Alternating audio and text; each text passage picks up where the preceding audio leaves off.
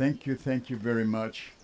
Yes, and as you mentioned, Robert, let me give you the poetics that I inscribe on top of my last volume. It's 4 words from Robert Kelly. Wake up, write down. That's it.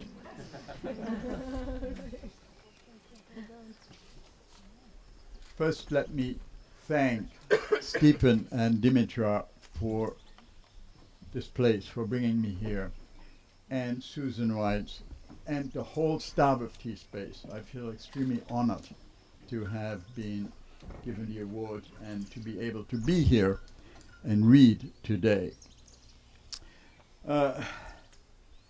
Obviously, the last few months have been a bit rough for people of my generation. We have lost a fair amount of friends, from Lynn Haginian via Jerry Rothenberg to Paul Auster. And so let me start with a little poem that deals with death. We always say he or she died. That can be 700 years ago in the past or today in what we call the present, though not in that tense. Yet sometimes we say he is dying, which always refers to something or act, for can death be a thing, will happen in the future. We never say he dies today. A present tense would sound like a future. No, dying's always in the past, always has happened already. It's never more than someone else's memory of a past event. As if you will never die, but have always already done so in the past. And so the first couple poems I read are from a little book called the Rothenberg Variations. The poems were composed following a détourné 7+ method. Each poem is based on word material, each seventh word, of the first 15 poems in Jerome Rothenberg's first and latest books at that time. The arrangement is my own, as are excisions, additions, subtractions, and divisions. I think there's a kind of architectural sense to that kind of poem. Variation number 1. Where sun still black, fish smells us in the long city, at large in the wound of our curving vagina. The wind crickets knew you. The stolen cavity wraps heads, splitting poison gills, drew blood, a sad white heart, fully there, searching paradise. 2. And the cry, neighbors there, but he comes, my fish comes, emptied the death of light. They cross the lie, a fish comes, cracks the whole, hands disrupted by a spider, grew out of air, moon, blood. We roof, we cold, what scraping, where dead soldiers looked, words dark, my bed, my icicle. 3. Old legs and fish, terror sees behind mountains, how to be mountains. He thinks it's all up. I acts like an overnight vase. Your 2 strides, something. Lilies, cigars, asters, single out graves. No, granite movement flowers, but bronze flowers, hidden in stones.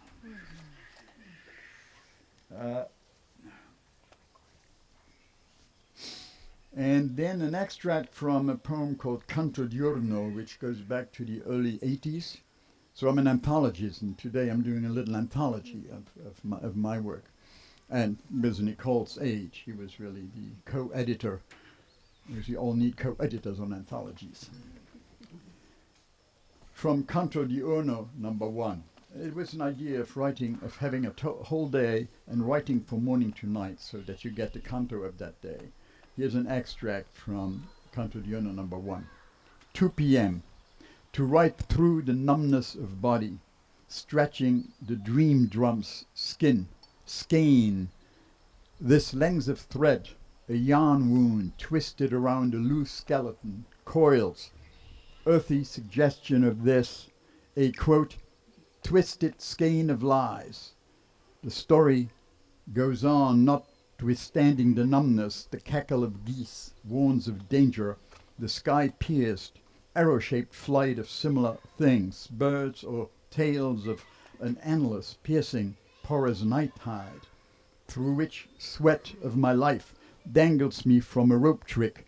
Oh, how I envy Mozart's ease. Let it come down, fragrant fragment, pushed through, to hold, held, told in hell. 2:45 p.m. Second attempt at translating Totnerberg. Celan's insisted record of his 1967 meeting with Martin Heidegger. A disaster as far as Celan is concerned, according to most sources. Clearly Celan had hoped for something. The opening botany Arnica Eibrecht is of healing plants, which Heidegger did not, could not, would not provide. In the visitor's book, he wrote a line, von einer Hoffnung heute, auf eines denkenden kommendes Wort im Herzen. Then a walk on uneven, unplaned ground where they walk singly, Orchis und Orchis. Then in the car, later driving back, more talk, rough talk, crudes, overheard by a third person, the driver. And then a harsher landscape, high moor, long log path or trails, humidity. So here's the poem in my translation. Totnerberg, Arnica, Eibrecht, the draft from the well with the star die on top. In the Hütte, written in the book, whose name did it record before mine? In this book, the line about a hope today for a thinker's word to come, in the heart. Wood turf, not evened, orchis and orchis, singly. Crudeness later while driving, clearly, he who drives us demands, he listens in. The half-trod log trails in the high moor, humidity, much. 6:35 p.m.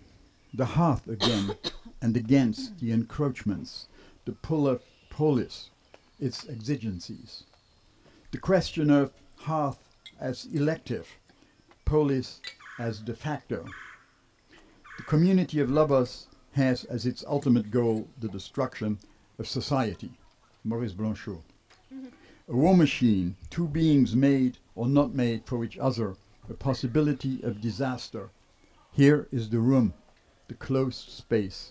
Here no night can come to an end. Here happens the lie of union. A union always takes place by not taking place. There is no free union, André Breton. These walls are against polis. Here we hatch treachery against those who glorify us by codifying us. Here we destroy ourselves laughing, inventing community, aware, the danger geese of polis cackle on the landing. The next session is from a longer sequence again called The Words of Urugu. Now in the Dogon mythology, there are two creators. There is Urugu and his brother Nomo. Nomo is the good guy. And Urugu, who's called the Pale Fox, is the bad guy. He makes messes, you know. And I have always been interested in my country, in Luxembourg, my original country, the fox tales that go back to the Middle Ages, the Renard tales. And I have actually a poem where Renard hides on Columbus's boat and comes to America in order to hang out with his cousin Coyote. And so there's all this material. And here is a sequence that's going to be 48. Here is a few of the words of Urugu, the pale fox. 1, the navel word. World word, belly wound, healed from your side. In here, up to my knees in pus. False divination, faithfully followed, gets the best man into trouble. Broken promises, worthless words. The technique of pillage from behind cloth masks, a muffled hands up, a crooked or hooked walking stick, a stumbling block, these naval men, all eyes like the wound of the umbilical cord surrounded by skin. The mouse has an oblong second liver for the stolen goods. Round peanuts the ants can't handle, false appearances. 2. The word of the twin foxes. Twice yearly a litter of one, never twins. 2 foxes walk across the divination table. Contradiction. With the heel make a hole. Drop in the seed. Let the soul now contradict the heel. Heart and heel do the same. Equality is contradiction. Opposed couple. 2 fat ducks. Well, proof. 3. The bad word of the bloated fox. We cannot read the answers. There are too many traces. A stutter the answer. Too many peppers in the sauce make you cough and splutter. During the night, the lizard confuses the germinating seeds and eats them. Go back and start over. Those fruits were so sticky, their kernels so bitter, the thorns so sharp. Wait till they fall. The word is in the spleen. We no longer know where we are.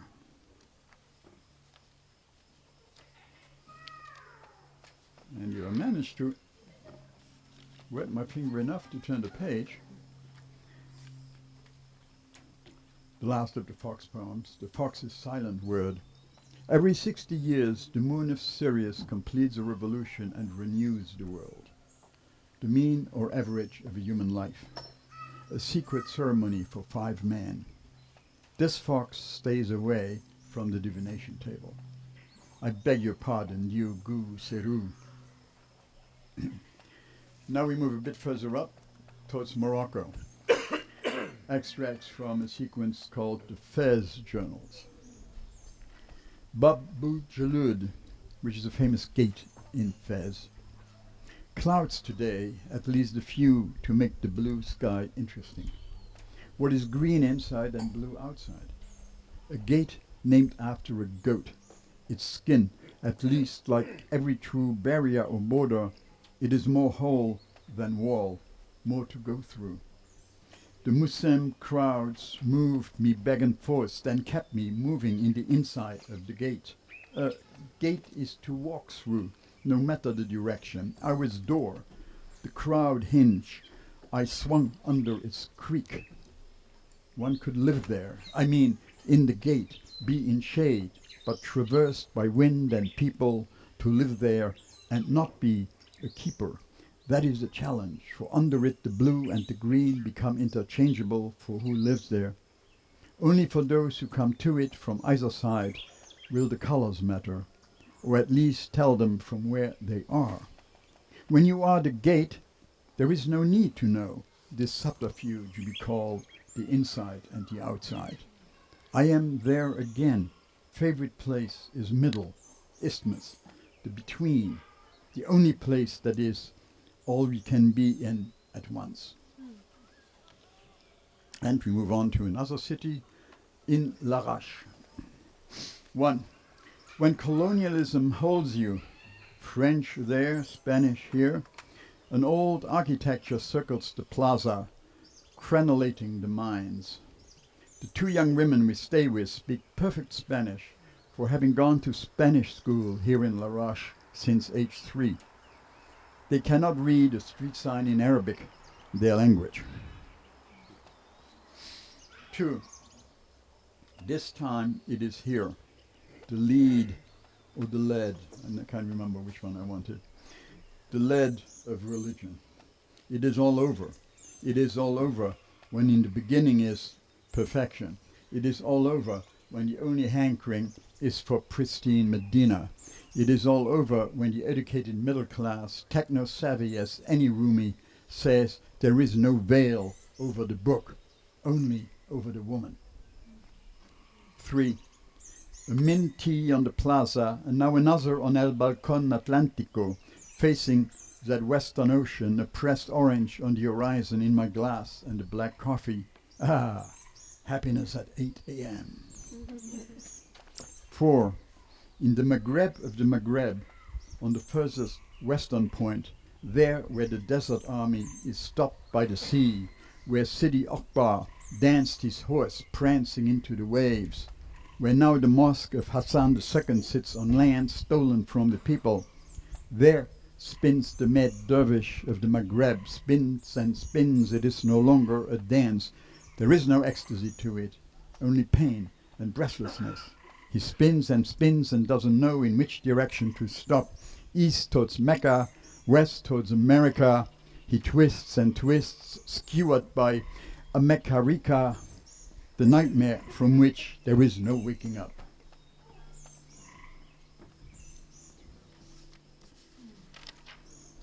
Five.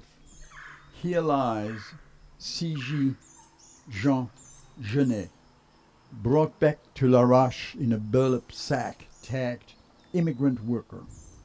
Now 2 white stones at head and foot, green plants in between, looks out over ocean, tired from a long death.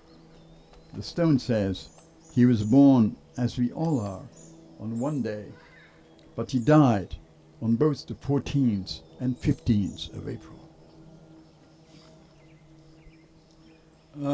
Here is a poem I think that came during the COVID period. No title. Listening to and thinking on Bruno Latour, becoming termite, seeing Kafka's bug as one of us today, our masked COVID times demand we put an equal sign between climate crisis and state of war, an uncivil civil war. The body of my children is invaded by the pesticides of my farmer friends. There is no external enemy, no 2 camps. The enemy is us. Nor does the virus come from outside. We're in its environment. It's been here way longer than we. It is thanks to the virus and its similars, bacteria, etc., that we have a place to live, i.e. air, plants, etc. Let's not waste this crisis, but use it to carefully grope our way towards our true memberships, our reconfigured compasses, beyond indicating our local north, point us to those connections. And a few poems from the Book of Sparrows. 1. This morning sparrow hopping, not hoping as Spellchecker suggests, on that small branch, and from it to another such baton, a few feet beyond the open window, in perfect accord with Bach's Partita for violin solo number 1 in B minor, comes from my speakers, or is this collage just an illustration of my blatant paucity in knowing musical tempi? And Nicole's suggestion that birds came first, music after, makes me wonder if in truth it isn't Bach who is in perfect accord with the sparrow's hop. Whatever's true, both and, they, the sparrow and Bach and Nicole, an awesome, unholy trinity, meant to write Trinity, Pace autocorrector, made my morning. 2. Wish that titmouse was a sparrow, so it could enter this poem sequence. She's in it anyway. Welcome. 3. And so now Nordic Burn, a very crude oil tanker, claiming to be out of Monrovia, with all its 754 feet, is foolishly trying to do what even given 1,300 feet did just a few days ago to the Suez Canal. Doing that to our Narrows? That's so foolish. Our sparrows watching fall off their branches laughing, and I would too, and do laugh, and would fall off if I had such a branch.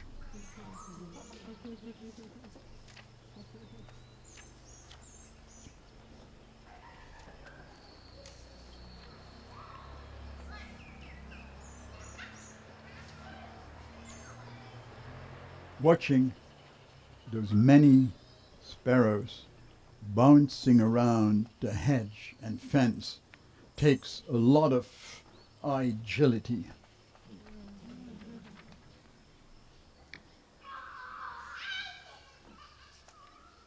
And back to this final poem, a very recent one. I did for Nicole for a video she shot during one of our walks along the Narrows in Bay Ridge.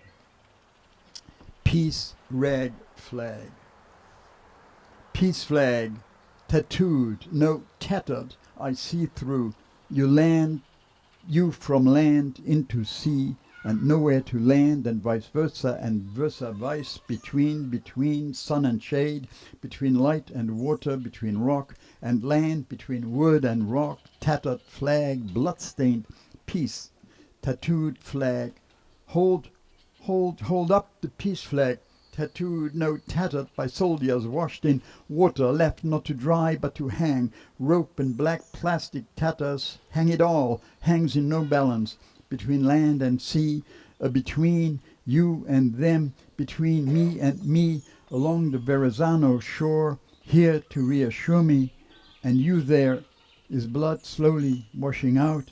There are holes in the flag between sea and land. There are algae adhering to rocks, waving in the water. There is broken wood, waving in the water. There are ripped black plastic bags, waving in the wind, calming, washing the blooded flag.